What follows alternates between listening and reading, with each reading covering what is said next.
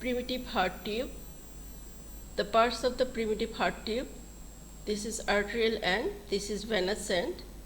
From above downwards, following are the parts truncus arteriosus, bulbus cordis, primitive ventricle, primitive atria, and sinus venosus. This is right horn, this is the left horn of the sinus venosus. The arterial end and venous end state tube, bending start.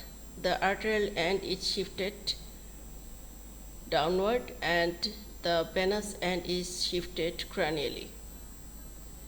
For the development of the bend, and this is the final structure of the heart.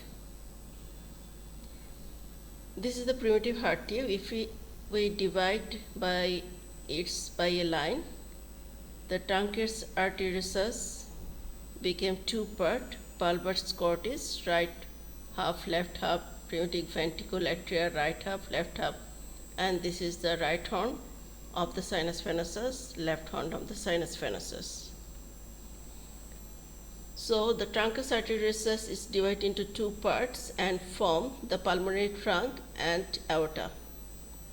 The bulbus cordis form the outflowing smooth part of the both ventricle.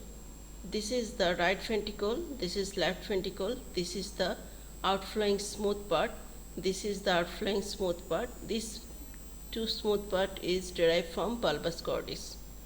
Primitive ventricle, right half, left half, and this is the rough inflowing part of the primitive ventricle.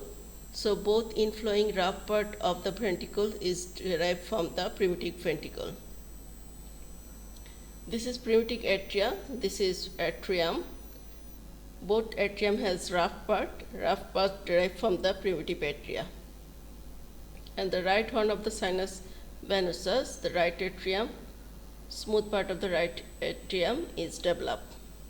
And the smooth part of the left atrium is developed from the single pulmonary vein attached with the primitive atria, left part of the primitive atria.